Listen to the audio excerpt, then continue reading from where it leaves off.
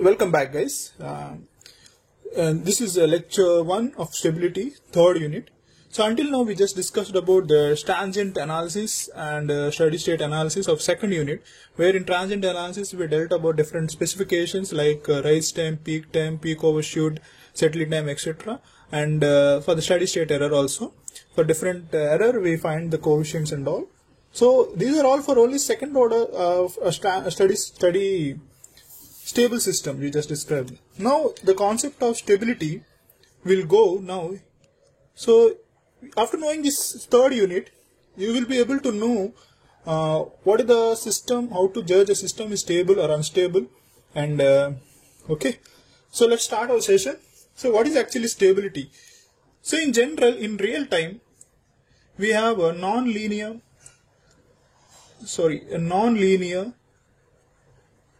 time invariant systems.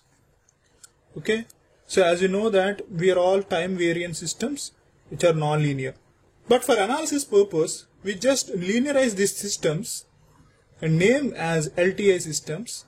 Okay, so linear time invariant systems. So whatever the discussions we are doing in third unit, all are linear time invariant systems. So the linear time invariant system, it is said to be having three provisions. So one is a stable system, and another one is unstable system. We know that stable and unstable system, and introducing that another system is called marginally stable. Okay, so to understand these things, three things, I would come to one example. Like if you take a pendulum, okay, what is a stable system means in general, which comes eventually to its equilibrium position with any disturbance.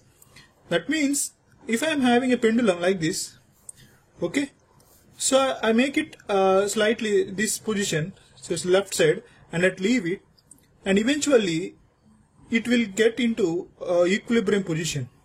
Okay, it will get into equilibrium position with damping. Okay, so with the damping presence, it will get, this pendulum will get into some oscillations and get into equilibrium position. That means if here some disturbance occurred for the system, it will come into equilibrium position for a finite interval of time. Okay, then it's called a stable system. Now inverse of this system, if I make the pendulum stand like this upwards, I must just give some chance change. That means I just moved the pendulum here. Then what happens after leaving my pendulum? It just fell down like this. Okay, so what is actually doing after slight change is not going to equilibrium position, this position, but is going downwards completely. That means it is not going to equilibrium position. Then it is said to be unstable system. Okay, now what about marginally stable system? The same pendulum, if I am taking, okay, and just slightly moved in the upward direction and leave that pendulum. Now what I have done is, without damping, so without damping, it will not settle at the equilibrium position, but it oscillates slightly here, there only, like this. It will oscillate, it will always oscillate. Okay, so it will be neither stable nor unstable, but it oscillates. That systems are said to be marginally stable. Okay, so in this context, what I understand is the stable system, unstable system, marginally stable system. Now, how we judge the system is stable or unstable? So by signals, with signals, this is about a mechanical aspect, way of knowing the stability of systems. Now coming to signal aspect, that is with bounded signal aspect. So with the bounded signal aspects, we have different kinds of knowing the signals. So for bounded input, we observe the outputs, right? If my output is time decaying one, so this is my output, let us say, for example, this is for bounded signal, right? It is a bounded signal, exponential bounded signal. And I have another signal So it is a constant signal. It is also a bounded one. Constant signal, which is a bounded one. And further, we have another signals to judge whether the system is unstable or unstable. So we have oscillation signal. This is also got to be a bounded one. Sinusoidal oscillation. Okay. Now I will introduce another type of signals. So these are all bounded signals. There are many types of bounded signals. So if the response is like this said to be systems are stable. If my response is something like this, say for example, I have a response like this for the system. Okay. So this is called, this signal is not ending up somewhere, just is going exponentially increasing somewhere. So it's said to be unbounded signal. Okay. So no, there is no bounded thing for this. And for the again, we have some oscillations like this. In spite of oscillation getting decayed, if the oscillations are getting exponentially increases, so it is also saying that there is no bounding. So this is also said to be unbounded. So I simply saying that if the bounded signal response is getting, we say that system is stable. If the response is unbounded, the system is unstable. Right? Now, after knowing these things, we just analyze another thing called for bounded input, bounded output stability, we'll say. So this was one vocabulary you need to understand. What is this means? If I am giving a bounded signal, let us say this is my bounded signal for a stable system. To prove this stability, the response of the system should be also a bounded one. Okay? Then only it's said to be a bounded system. For example, if the same bounded input, my response is something like this. Say for unbounded case, I want like to give something like this. So what is this response? For the input is bounded input, my response is unbounded. Okay. Then I name this signal system as unstable system. Okay. So this is the T types of understanding the systems. So what is the stable means? Stable, unstable, marginally stable, and depending upon the type of signals we decide, and depending upon the system bounded input and bounded output, we just discussed what is that. Now in this stability, we are not concerned about how is bounded signals, and we are not concerned about these things. Our main concern is knowing the system by the transfer function. Okay, knowing the stability by transfer function. So how will we judge that? So as we know that the standard transfer function, so we have the poles and zeros here. So poles means so equating the denominator d of s equal to 0, we'll get roots of the denominator. So roots of the denominator is poles. Okay, and zeros means numerator p of s equal to 0, then the roots of the numerator is zeros. We all know this pretty well. Okay, now this system I'm saying that it having m zeros and n poles. Okay, first of all you need to know what is the correct standard function. Okay, now I would like to give a small transfer function names representing the same system. So let us have a transfer function g of s equal to s square plus 7s plus 12 by s into s square plus 2s plus 5. Okay, so I'm doing now some pole zero mapping. So how we'll do the pole zero mapping in S plane for above transfer function. Okay, so transfer function means I'm naming like this. So if you the denominator d of s equal to 0, so making this term equal to 0, I have roots s1, s2, s3 as say I have one pole at the origin, so that is 0, minus 3 and minus 4. So if you calculate this, you will get, and if you make a numerator p of s equal to 0, I obtained roots 7s plus 12.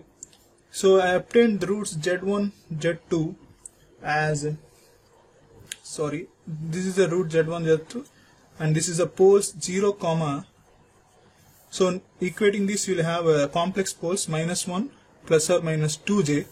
So I got 2 poles numerator and 2 zeros of the numerator and 3 poles of the denominator. Now I'll map this in S plane. So the poles I am designated with cross section. So I'm having one pole at origin and another pole at minus 2, plus or minus 2j. So I'm having poles like this, and zeros at minus 3 and minus 4. So this is a pole 0 mapping. So we'll understand why I labeled this pole 0 mapping later. But for time constraint, I want to show you how to represent a transfer function into pole 0 mapping. That means finding a number of poles. So by looking at this s power 3, so after further mathematical thing, you get s power 3. Here n is 3 here.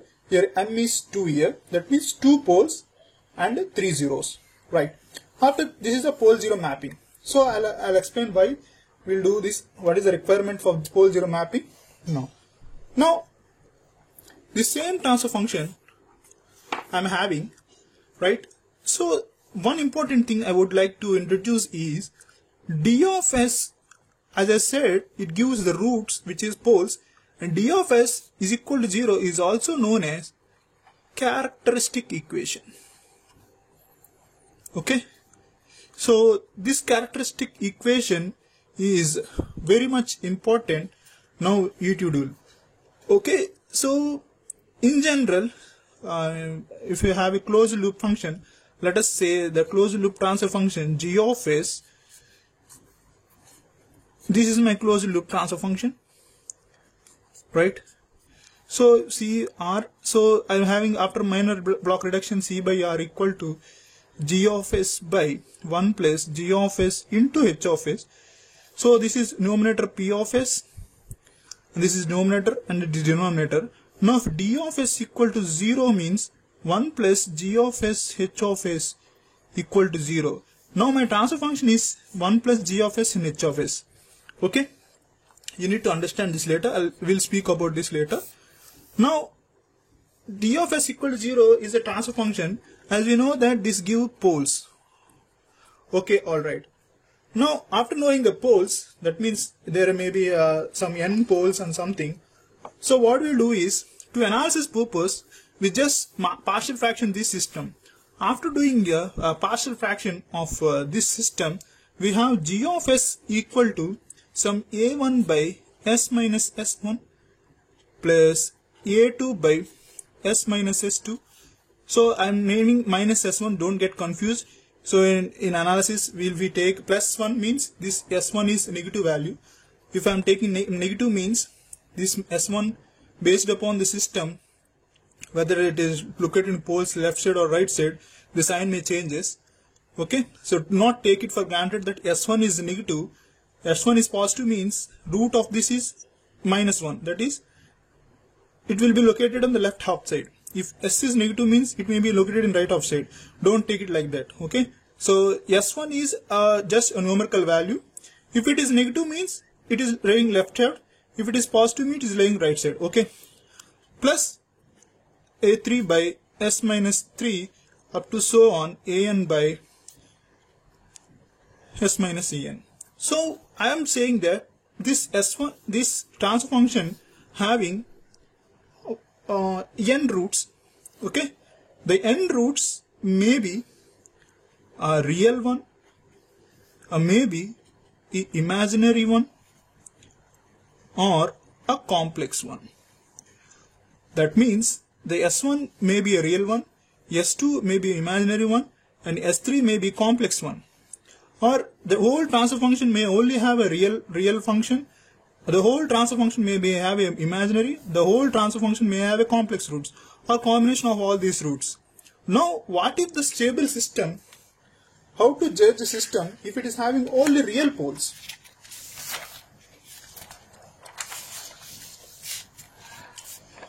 What is the stable system having a real poles? So I am taking one real pole for time being, that means g of s a by, so the transfer function I am taking ak s minus sk. So if k equal to 1, say sk I am taking a numerator, let us sk be a value equal to a. Okay, so then g of s equal to ak by s minus a. Okay, now we'll do the impulse function, impulse response. What is that impulse response means? Let us say this is g of s function and this is my c of s is the response, r of s is my input, c of s by r of s equal to g of s. Then impulse response means r of s Laplace of impulse response is 1, impulse input is 1, therefore we will have a g of s. Okay, then g of s which I am taking now is having what? ak by s minus a. So after doing inverse Laplace, that is c of t, in time being we need our response to be, therefore Laplace inverse of c of s is equal to what? ak into e power at, right? So I got the expression ak into e power at. Now my response is depending upon the value of a, the exponential value of a. So what if a less than 0? That means my response e of t equal to ak into e power minus at. So if I want to label the response, if I make at t equal to 0, the value of this will be what? Ak. As time increases to infinite, the value of this response will get decayed, right? So the value of this response is getting decayed. So this is value what? ak into e power minus at. That means I am getting a stable system. Okay, so a is less than 1 means, how can we locate that pole in the transfer function? A less than after 0 means it is negative value. That means my pole is located on the left half plane. Okay, that is minus a. What if a greater than 0, my response c of t equal to ak into at. Now the response will be somewhat like this. At t equal to 0, the expression is we are getting magnitude ak, and if t increases, it is getting exponentially increases, and this is unbounded signal. That means it is unstable. Okay. So you know that I think you know I'm getting how to write this. Okay. Now if a equal to 0, that means in transfer function g of s equal to ak by s, and the response c of t will be ak. So inverse of this g ak by s is ak only. So the response I will get with something like this, step response. Okay, so it is a finite value where it is not ending it somewhere or not going to another way, but it is neither stable or unstable. For this type of system, that is we name them as marginally stable.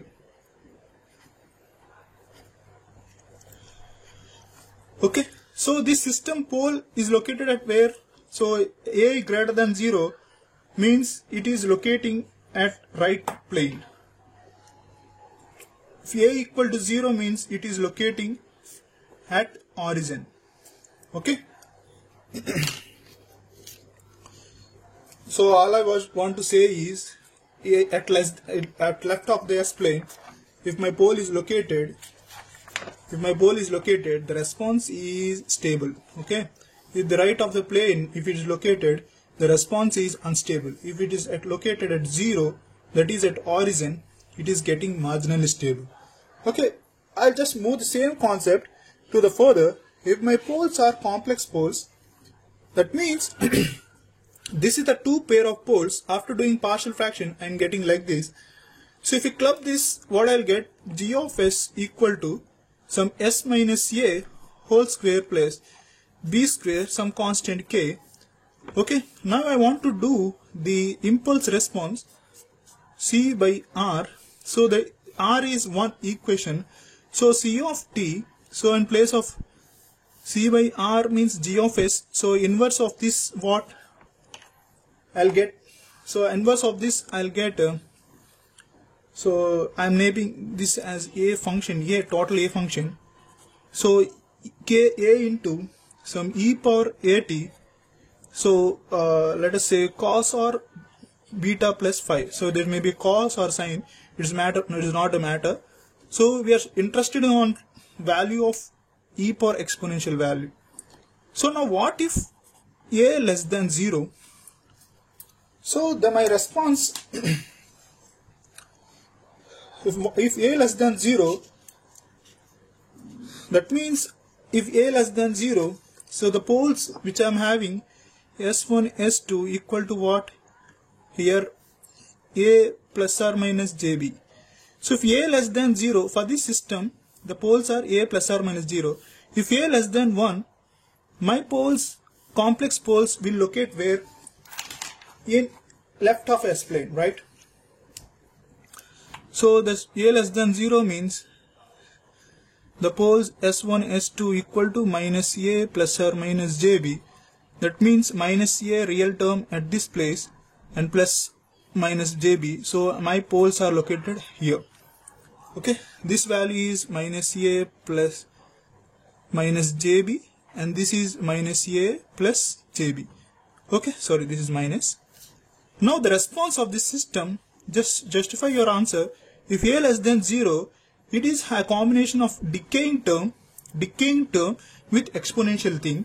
That means my response will be something like this. What is the response? It is getting bounded one. So for left half of the poles which are located in complex 1, we are having a response is bounded one. Okay, and if a greater than 0, the same happens ulta. That means my S1, S2 will be a plus or minus JB. So a is positive value. If a is positive value, I am having a real term in right side. My poles will be right in the right of the S plane. For this poles which is right in the S plane, my response which is something which is unbounded. Okay, hope you guys are justified. Now what if my poles are located which is imaginary poles?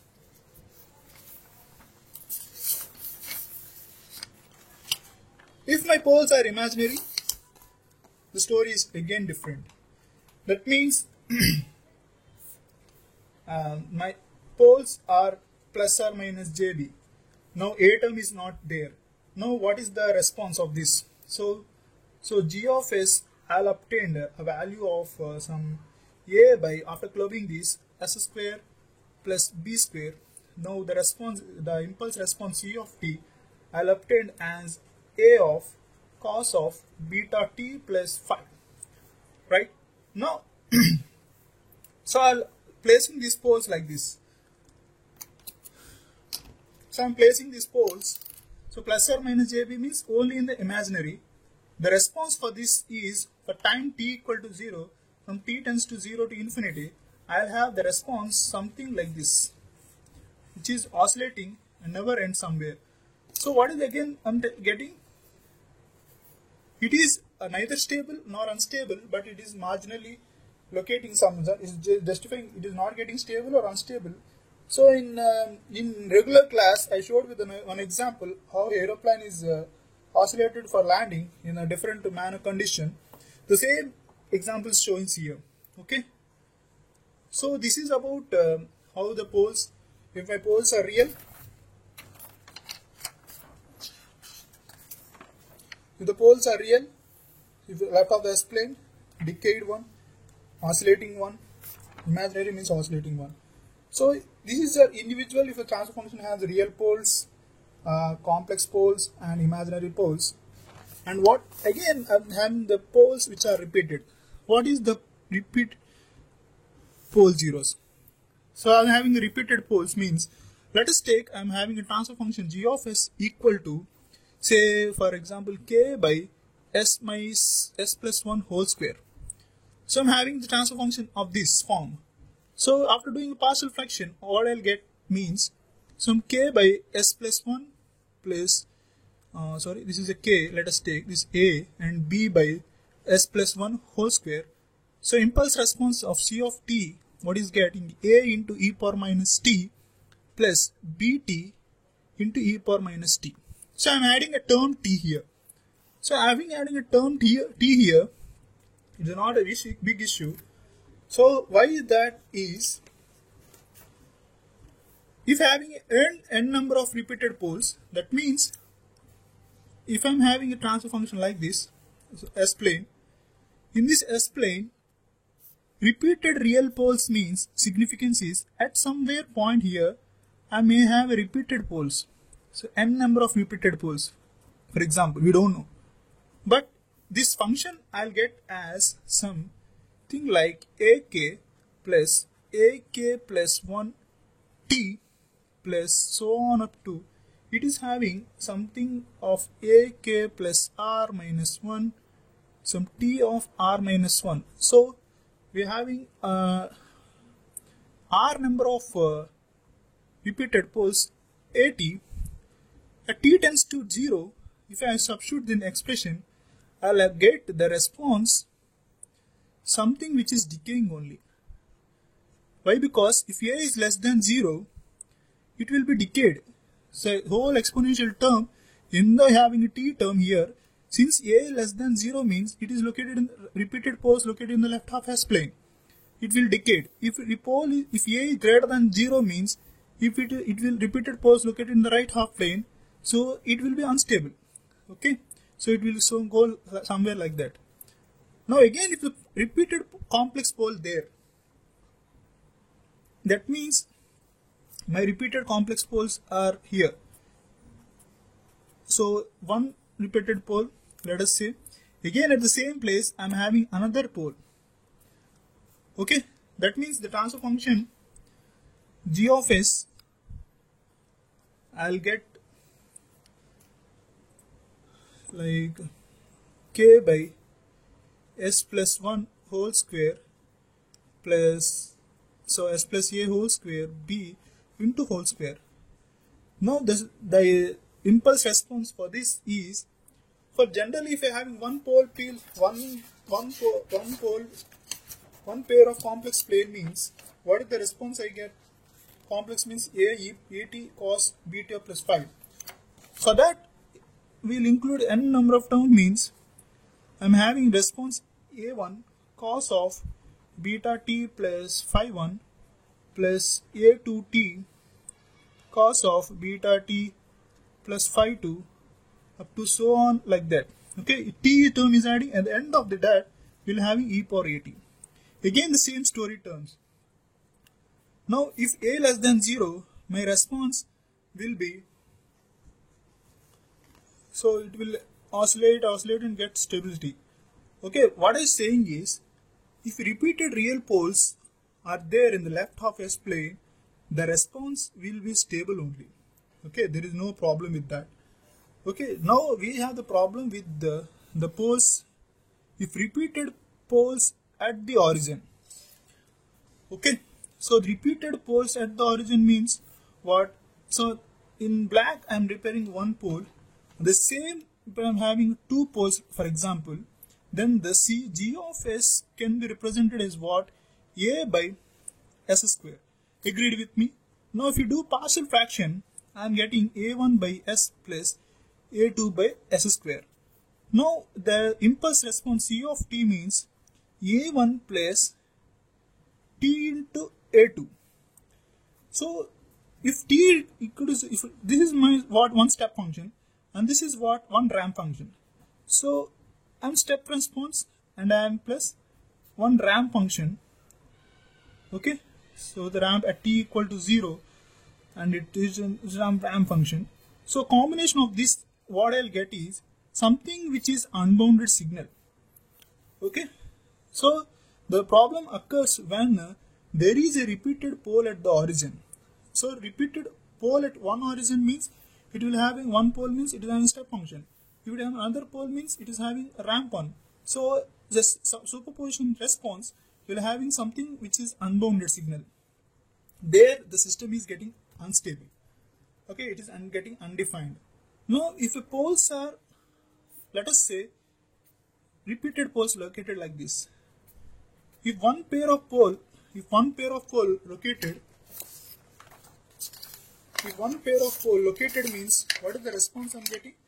This one is my response, right? So it is marginally stable. If double pair pole means what happens? My response will be something C of t equal to A1 cos of beta t phi 1, A1 cos of t beta to phi 1 plus A2 t term is adding. Here how t term is added, here similarly t term is added plus cos of beta t plus phi t and plus so on up to some AR t of r minus 1 cos of beta t plus phi r. Now the response of this poles, repeated poles, will be expression of t tends to equal to 0. So instead of getting stable, it will getting again oscillation somewhere, again unstable. Okay. So my thing is, if the repeated poles, real poles located means there is no problem of stability. If repeated complex poles is also not a problem of stability.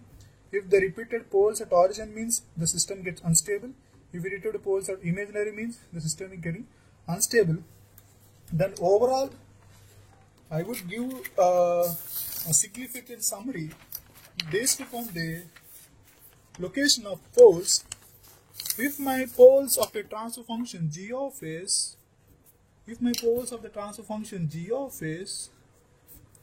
poles rise in the left half plane, if my poles located in the left half plane, the system is stable.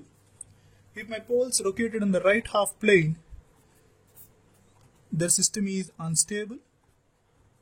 And if my poles are located in the imaginary axis, somewhere in the imaginary axis, then it is said to be a marginal stable. Okay, so marginally stable. Okay, this is about based upon the poles, the summary of poles stability concepts. So what is the next? We'll go to another topic called one methodology to know the stability, that is Routh-Hurwitz criteria. So I'm saying that if my poles located in the left half means it is stable, okay, safe. If my poles located in the right half means it is unstable. If my poles is located in the imaginary means it is marginally stable. But how we will find whether the poles located in the left half, right half, marginally stable? We have one method. So we have different methods to know about stability, but based upon the pole location only, this is valid for only pole location. Okay, much more than it doesn't give any information. So the system specifications and all, it won't give any information. But this Routh-Hurwitz only gives the information about location of the poles. If in that method, if I find the poles located in the right half plane, so this method is only for locating poles in right half plane. If I find the poles in the right half plane, then I simply say the system is unstable. Okay, we'll see them in the next class. Thank you guys.